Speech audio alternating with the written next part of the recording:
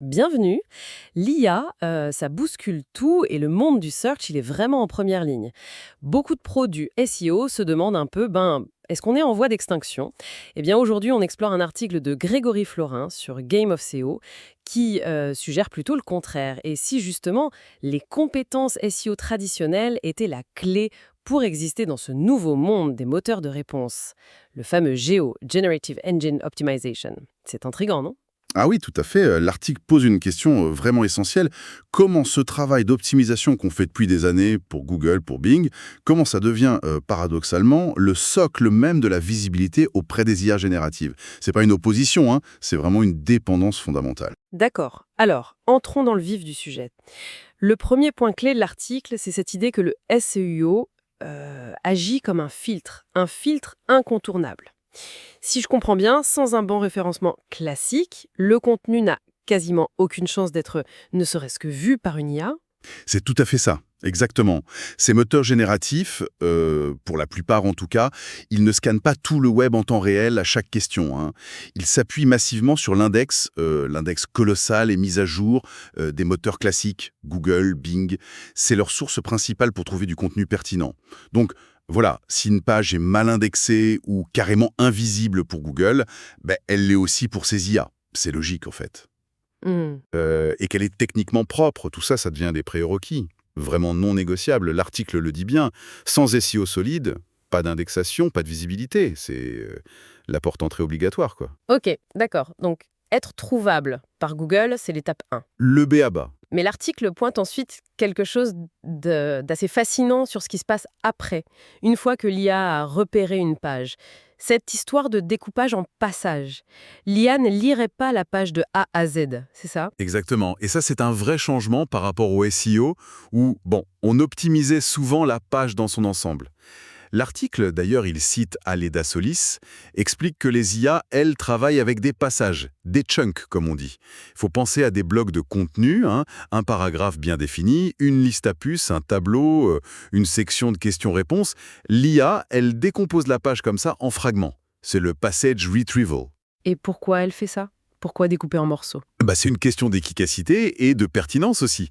Pour l'IA, analyser des milliards de pages entières, ça serait extrêmement coûteux en ressources. En travaillant par chunk, ça lui permet de traiter l'info plus vite et surtout d'identifier les bouts les plus pertinents pour répondre très précisément à une question, sans devoir digérer toute une page qui n'est peut-être pertinente qu'en partie. Ah ouais, d'accord.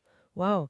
Donc, la manière dont on structure un simple paragraphe, l'utilisation des sous-titres, les fameuses balises HN, les listes, un code HTML propre, tout ça, ça prend une importance énorme. Alors, Ça devient critique pour que l'IA puisse utiliser l'info. précisément, tout à fait. Une page avec un contenu excellent, hein, mais présentée comme un énorme pavé de texte illisible, elle risque d'être pénalisée. L'IA doit pouvoir isoler facilement des unités de sens, des trucs exploitables. C'est là que les bonnes pratiques éditoriales, techniques, titres clairs, paragraphes concis, listes, données structurées, les FAQ bien formatés, ça devient crucial. Ça aide l'IA à faire ce boulot de découpage et à évaluer si chaque morceau est pertinent.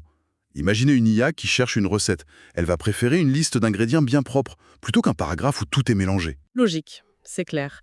Et une fois que l'IA a isolé ces passages pertinents, qui viennent de différentes sources, qu'est-ce qu'elle a fait concrètement? Alors, elle va évaluer la qualité, la pertinence de ces différents passages, elle sélectionne les meilleurs, puis elle les synthétise, elle les reformule pour construire une réponse unique, fluide pour l'utilisateur. Et c'est là qu'arrive le point crucial pour nous, créateurs de contenu. L'IA cite généralement ses sources. Donc l'objectif ultime, comme le souligne l'article, c'est pas juste d'être indexé, c'est que vos passages soient sélectionnés par l'IA. Et idéalement que votre site soit cité comme source de l'info générée. Ça, c'est le Graal. D'accord. Donc, pour résumer un peu le message central de l'article, le géo ne tue pas le SEO. Pas du tout. Il s'appuie dessus, il le prolonge. C'est une évolution, quoi, pas une révolution qui efface tout. C'est la vision de l'auteur, oui. Le géo est présenté comme une couche supplémentaire qui repose sur des fondations SEO solides. Indispensable. Le SEO, il assure que la porte est ouverte et que le contenu est crédible. Ensuite, une structure interne impeccable, ça maximise les chances que des bouts de ce contenu soient vraiment compris, extraits et utilisés par l'IA. L'article propose une formule assez parlante. Structure plus précision plus concision égale passage facilement réutilisable par des IA. Voilà. Le SEO prépare le terrain et la structure permet de marquer des points dans ce nouveau jeu. Parfaitement clair. Alors, les points essentiels à retenir de cette analyse. Premièrement, le SEO classique est plus vivant que jamais. C'est le ticket d'entrée pour être vu par les IA. Indispensable. Deuxièmement, la microstructure du contenu, ces fameux passages, est devenue un facteur clé pour que l'IA puisse utiliser l'information. C'est capital. Et tertio, le JEO, c'est une extension du SEO, pas son remplaçant, ça s'ajoute. C'est une excellente synthèse, oui. Le SEO gère l'accessibilité, la crédibilité au début. Et la structure fine du contenu, elle, permet à l'IA de consommer l'info efficacement. Et ça augmente les chances d'être cité, ce qui reste l'objectif pour la visibilité. Et peut-être pour laisser une petite graine de réflexion pour finir. Si les IA deviennent si fortes pour décomposer l'info en passages, pour en saisir l'essence, peut-être qu'on devrait aussi s'interroger sur notre propre façon, nous, humains, d'absorber l'information face à ce déluge de contenu permanent. Comment on pourrait devenir meilleur pour identifier et retenir ces fragments essentiels, ces vraies pépites de savoir. C'est une compétence qui devient de plus en plus utile sans doute. Voilà une piste de réflexion.